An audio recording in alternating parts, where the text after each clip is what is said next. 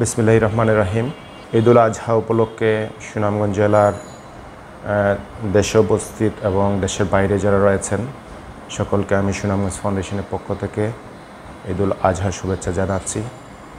এবং আমরা এই ঈদুল আজহাতে পশু কোরবানির মধ্য দিয়ে আমরা মহান রাব্বুল আলামিনের সন্তুষ্টি অর্জনের চেষ্টা করি।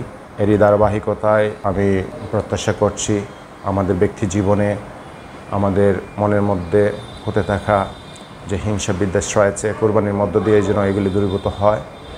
পাশাপাশি আমাদের এই সুনামগঞ্জের এই সম্প্রীতির একটি ঐতিহ্য রয়েছে। সুনামগঞ্জের মানুষ অত্যন্ত বন্ধুসুলভ, অতিথিপরায়ণ মানুষ। আমাদের এই সুনামগঞ্জের মানুষের এই যে ঐতিহ্যটুকু যেন বজায় থাকে।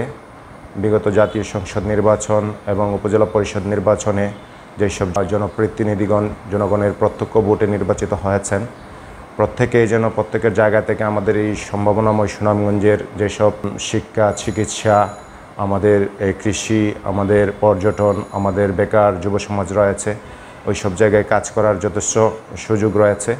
আমরা চাই এই সুনামগঞ্জ এগিয়ে যাক। মাননীয় প্রধানমন্ত্রী জননেত্রী শেখ হাসিনার এই যে উন্নয়নের বাংলাদেশে উন্নয়নের যে ধারাবাহিকতা রয়েছে এই ধারাবাহিকতার সাথে এই সুনামগঞ্জকে সম্পৃক্ত করতে হলে আমরা দল মত নির্বিশেষে সকল ভেদাভেদ বলে যে আমরা যদি কাজ করতে পারি তাহলে এই সুনামগঞ্জ হবে এই বাংলাদেশের মধ্যে একটি সুন্দর সমৃদ্ধ একটি অঞ্চল। সে আশাবাদ ব্যক্ত করে সকলকে আবারও ঈদুল আজহার শুভেচ্ছা জানিয়ে এখানে শেষ করছি।